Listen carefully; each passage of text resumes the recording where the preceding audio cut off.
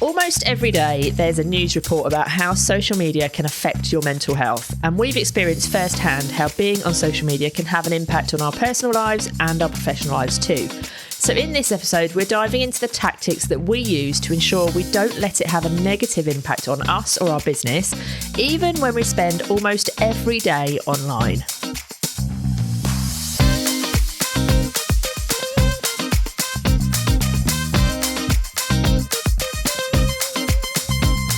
Did you know that reducing your social media use can significantly lower your levels of anxiety, depression, and loneliness? And it can help you sleep better. And we all know what a difference sleep makes to our lives. But how can you actually reduce the time you spend on social media when you work as a social media marketer? Well, in this episode, which is sponsored by Agora Pulse, we'll be revealing how we do it and sharing some tips we've picked up along the way during our combined 25 years of using social media marketing for business.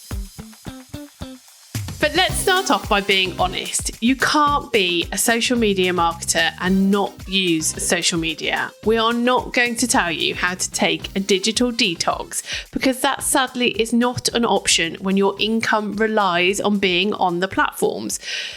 But it's not just about how long you spend on social, it's about how you use it that has a huge impact. So we'll be diving into how you can use it differently to help you remain focused when you're in work mode. And as a freelancer, you can also be impacted by the people you work with. So we're also going to dive into how to put boundaries and systems in place so you can take back control of your clients and avoid being on social media 24/7. So let's dive in. Okay, where should we start? Okay, so let's, I think, start with just looking at the more practical elements of our day-to-day working lives, like what we do on a daily basis that can help. Okay. And I guess it's worth saying these are some of the things that we use and they hopefully will be useful for other people.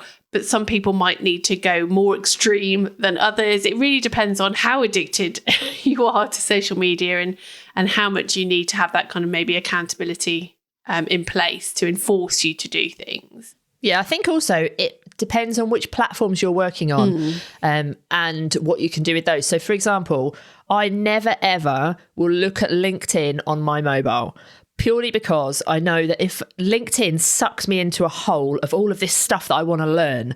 And so if I'm on my mobile, I can't get off of it because I'm like, oh, I really want to learn this. I want to learn this. So I only ever look on LinkedIn when I'm on my desktop. But other platforms I will always look at on my mobile.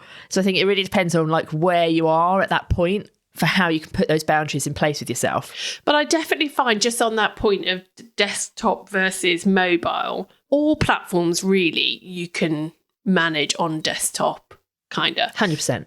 Yeah. And yes, they're obviously designed for mobile, but actually as a marketer, you can do the bulk of your work on a desktop. And that's the difference, isn't it? We can't kid ourselves as much as we like to use the excuse that scrolling on TikTok for 20 hours a day is actually part of our job and it's our research.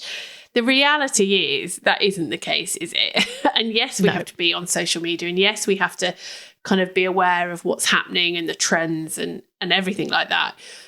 Actually, the doing of your job can be done on desktop. And I think by trying to be really focused and disciplined by working on your computer, not on your mobile, will help you stop that kind of, like you've just said, stop kind of getting sucked into LinkedIn or get sucked into TikTok if it's me. So I definitely think that's just a tip in itself, is to try to move away from being on your phone all the time to avoid that rabbit hole. Yeah, and I think you don't even have to be on the platforms themselves a lot of the time. No. You can use external tools. So like, as you know, our sponsor is Agora Pulse. You can manage your whole social media marketing inside Agora Pulse. You don't even need to go and like open Instagram, for example. You can reply to all the comments and all of that sort of stuff within Agora Pulse, and various other platforms can help you to do that too. So you don't put yourself in that position where you are being sucked into a hole and distracted, and you're procrastinating because you're watching loads of reels and thinking, oh, I'm going to save this audio for later, which you never then go back and use, because you're not even opening those apps. So I think it's about putting those boundaries in place. Tools, whether you're using desktop or mobile, whether you're using like the focus times on your mobile, all of those sorts of things kind of set you up immediately for having that success, don't they? Yeah, and I think the focus times, and really we should have done a bit of research on this about Android, because I think Android have similar to an iPhone, but where you can set the times that you're able to do things. And I think they're so good for your mental health and just for trying to protect yourself slightly and to avoid distractions. So definitely have a look into those and play around with them. They're available definitely on all iPhones, and I'm sure I've seen people talking about it on Android as well. So these things are available. These things are there for you to take the best of these systems to enable you to have the best situation for your working day. Yeah, and I think you don't even if you don't use like the focus times within your mobile, just by restricting the notifications that pop up on your screen, that can massively reduce the distractions. Yeah. Because you, as much as your clients probably disagree, responding to a comment as soon as it's made is not essential. No. You need to have some boundaries in place as to like how long it takes for you to reply back to somebody. But if somebody said, oh, great picture, oh yeah, great point, I really, agree with this, you do not have to respond within the next 30 seconds. You can ignore that notification, carry on with what you're doing, and come back to it when you are working on that client. But if you've got those notifications popping up on your screen constantly, which, I have to admit to having myself, it's hard to ignore them. Yeah, well, this is the thing. Like, so we're very different when it comes to notifications. I have none, which is a slight lie. Like, I do have the odd one, but more for email. But for social platforms, I don't, because as you know, I'm so easily distracted. It would just, even if I just caught out the corner of my eye that something had happened on Instagram or something had happened on LinkedIn, even whether I actually took action and picked up that phone, it would distract me. It would change. So if I'm in the middle of doing something, I'd lose my train of thought.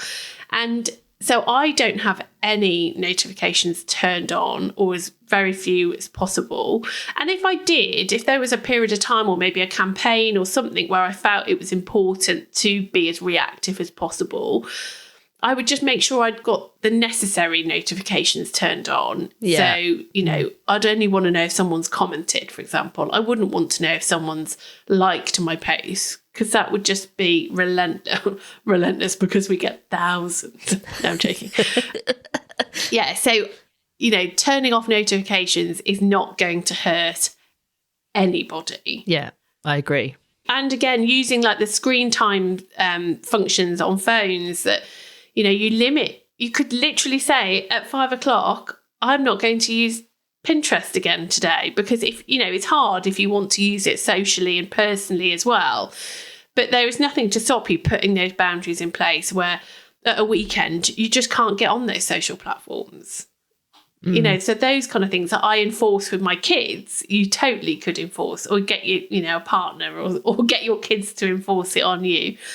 There is definitely ways. Yeah, and just little things like, it's such a minor thing, but I have a habit where if I'm sitting at my desk, I don't tend to do this anywhere else in my house, but when I'm sitting at my desk, if I put my mobile on my desk, it's always face down.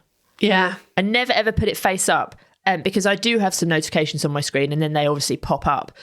And when I'm in my office, that's kind of, I know that I'm in work zone. So it's just a habit that I put it face down. But I know some people will put their phone in their drawer, they'll leave their phone outside of their office, all of those sorts of things. But obviously when you work in social, it's a bit more difficult to do that. Yeah. And if you think about it, if you work for an agency, or if you worked in-house 9 till 5, Monday to Friday, for example, it's highly unlikely you wouldn't be working 24/7. Because you have those boundaries in place. But I think as freelancers, the lines are so easily blurred, and we can very quickly find that, before we know it, it's 10 o'clock at night and you haven't looked up from your phone because you've been having a mooch about what clients, competitors, or whatever you've been doing. And you're not paid. And I'm fairly confident I can say this to be true, is that I guarantee none of you are paid like triple pay to be working on a weekend or on an evening or 24/7 like you would find in other industries. So just don't. Yeah, although because you're a freelancer, you obviously do have flexibility, and if you want to work evenings because you're not working during the day, then that's fine. Yeah. But yeah, don't work all day and all night unless you're making a lot of money. Well, exactly. Yeah, my point being, you're not probably paid enough to be working round the clock, out of hours, whatever those hours are, out of hours. But equally on that point, and we'll come on to this in terms of when you're working with your clients, but if you decide, I'm going to do a few hours this evening so I can have an easier day tomorrow, use the functions where you can schedule your replies to your emails or your emails so the client doesn't know that you're working on an evening. You know, there's so many things that you can tap into now that actually your client doesn't need to know that you're working on evenings, because actually if you give them an inch, they'll take a mile and they'll end up expecting you to work every evening. But we'll come on to a bit more about that. And they'll think you're working evenings in addition to what you're doing during the day, not instead of. Yeah.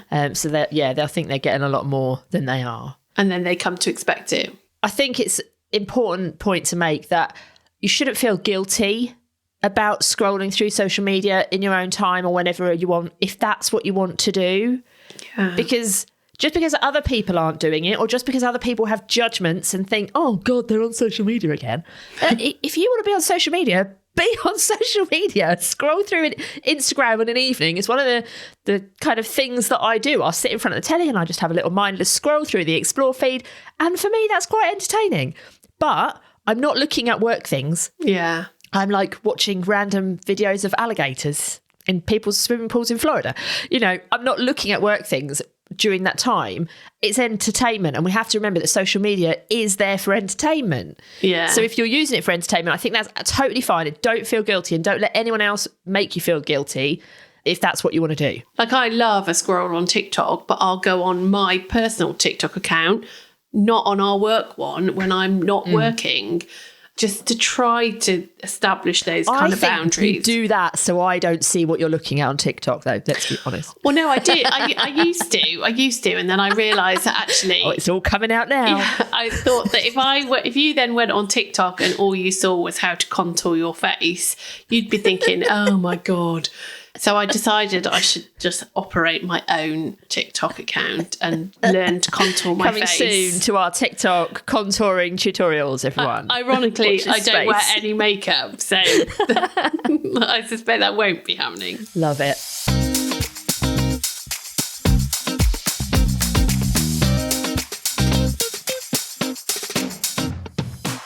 I think there's also a point to be made about what it is you're looking at on social media, like following on from what you're saying. Yes, like contouring videos probably are not going to leave you feeling rubbish about yourself. Well, I don't know. They may do, who knows? But I think it's important to say that, like, be mindful of what you're looking at. You would, if you've got children, you would make sure that they know not to look at certain things. And I think you need to have those boundaries with yourself as well. Like, if you know that you're somebody who gets imposter syndrome when you're seeing other people in your space doing what looks like better than you, they may not be doing better than you, obviously, bear that in mind. But if it looks like they're doing better than you and that gives you imposter syndrome, don't follow them. Don't look at what they're doing. Step away. I think this is a really big issue for social media managers. They follow other social media managers, and we in the Inner Hub we've created this amazing community. Everyone's really supportive. They want to support each other, which is fine. And if you have friends who are also social media managers, of course that's fine.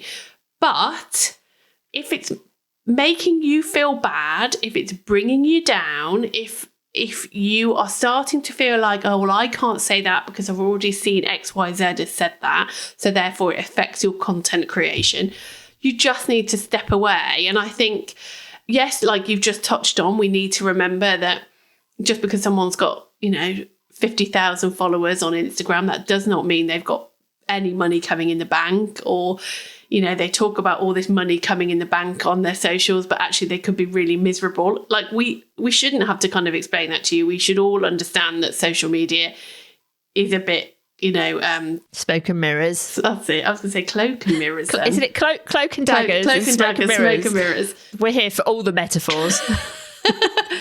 But, the ability, like we do this all the time. We mute people a lot and sometimes we block people. But 9 times out of 10, I love a mute.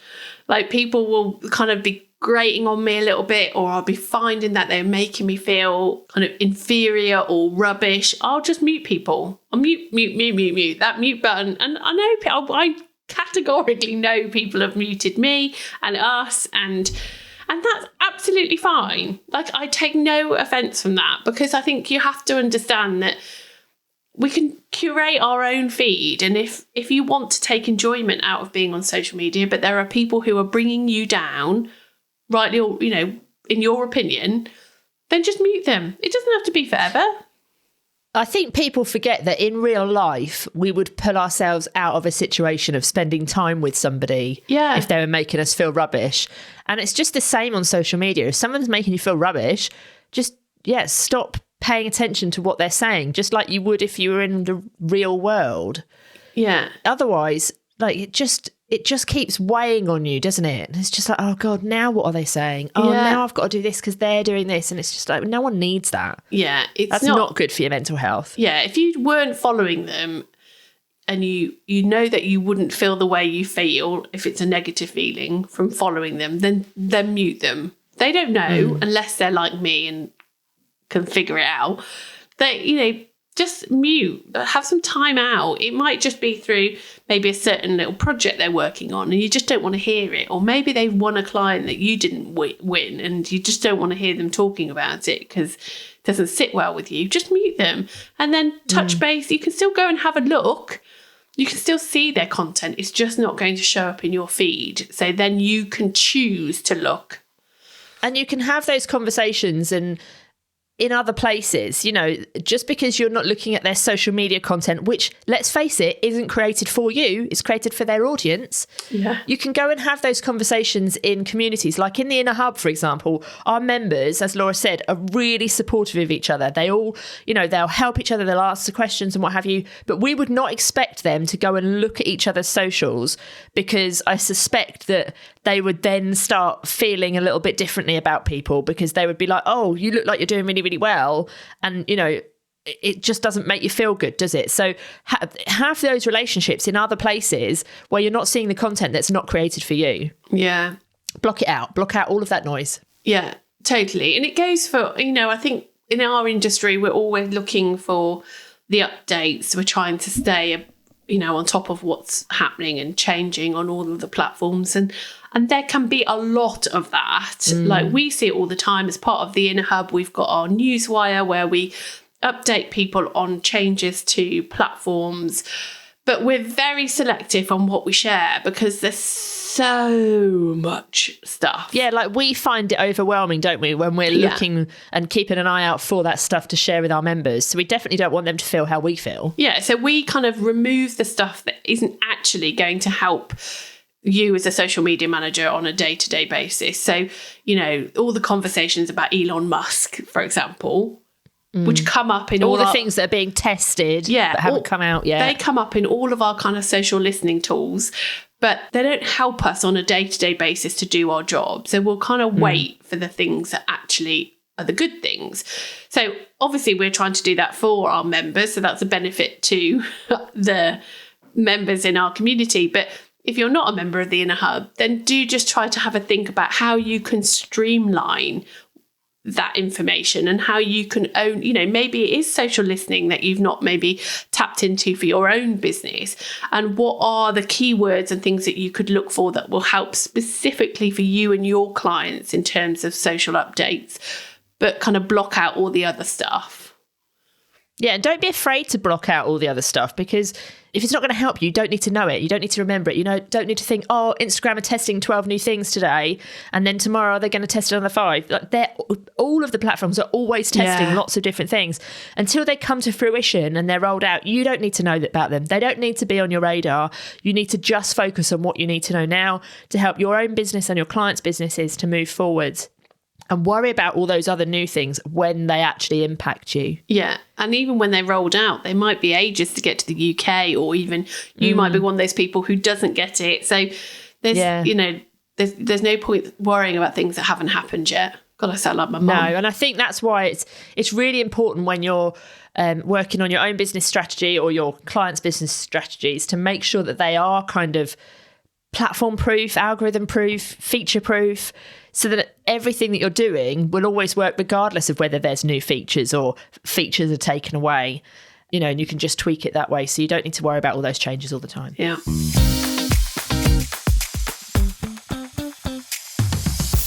Okay, so a bit earlier we touched on the clients and how our clients can cause us some challenges.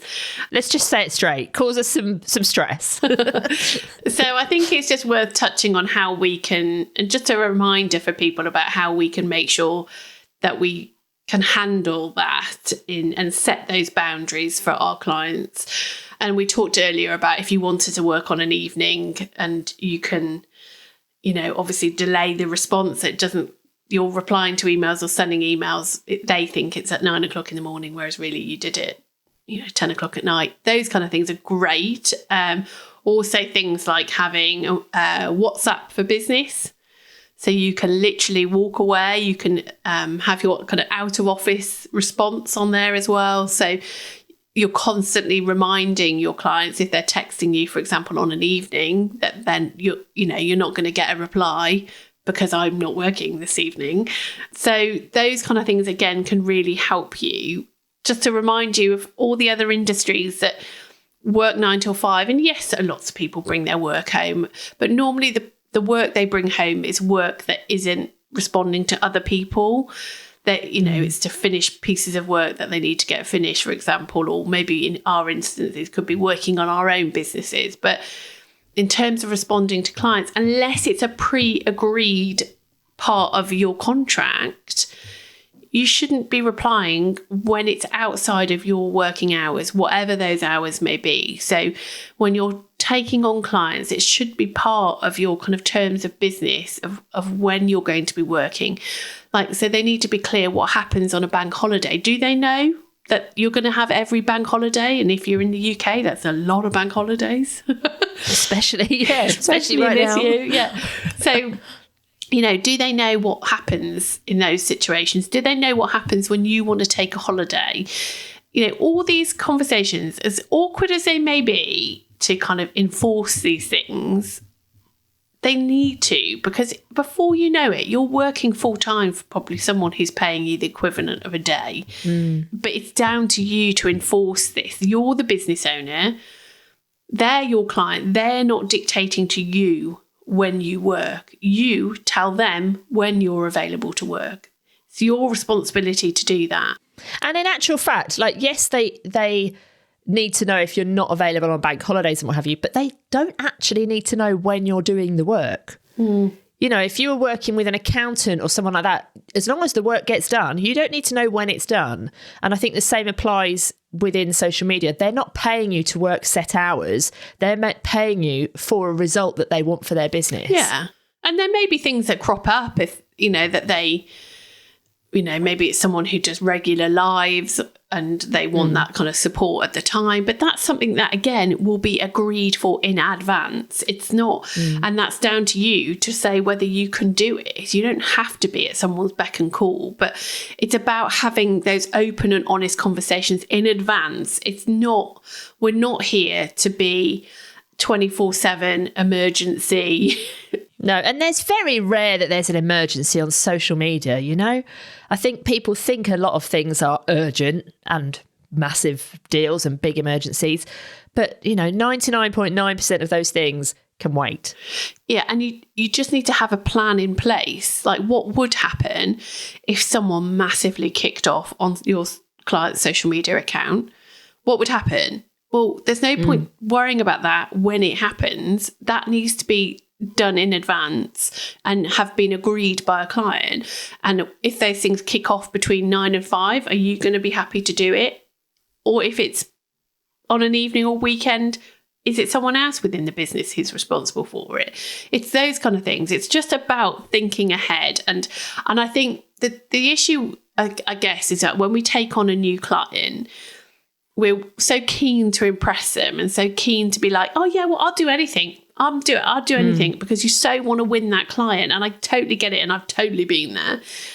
And I think actually, yes, that's fine to want to appear to be helpful, but you just don't want to start something that you're going to regret down the line.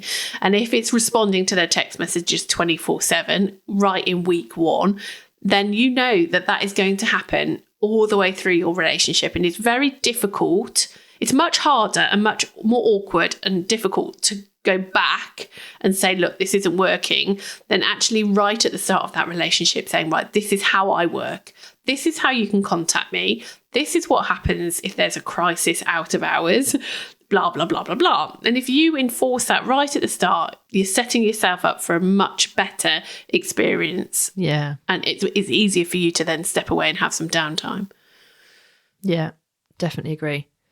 And I think also you need to kind of pay attention to those red flags, don't you? Whether it's with existing clients or potential clients, when you're going through that pre-qualifying stage or your discovery calls, or even like right at the very beginning of a relationship, if you start seeing red flags but you ignore them, then probably they're going to build up and up and up. And I remember I had a client, this is quite a while ago now, they were an ads client. And at the very beginning, I just had this niggly feeling like, oh, I'm not really sure. But I carried on because it was like really good money. I think I've spoken about this client on a podcast before. They came back to me a couple of times after I got rid of them. But if I had have listened to my gut at the very beginning, then I probably wouldn't have stayed with them the first time, let alone take them back on another time. But the whole time that I was working with them, there was just this weight on my shoulders from them.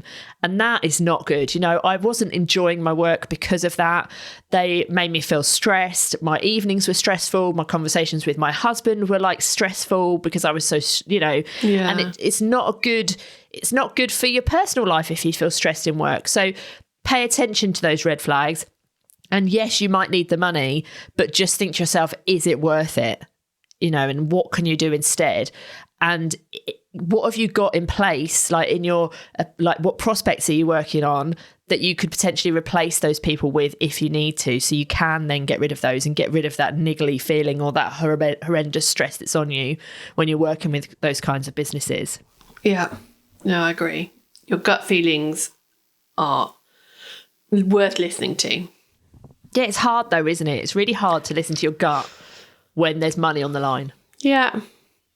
But that's where you need to have a community around you where you can kind of sense check and you can say, look, my gut is saying... You need a Laura Davis telling you, no, get rid. I'm happy to. Know where she is if you need her. Yeah. Okay, so I think we've covered quite a variety of things that people can do. I think at the very simplest level, there are lots of tools and functionalities at our fingertips, literally, that can help us to block out some noise, to manage our time better, to enable us to be more focused.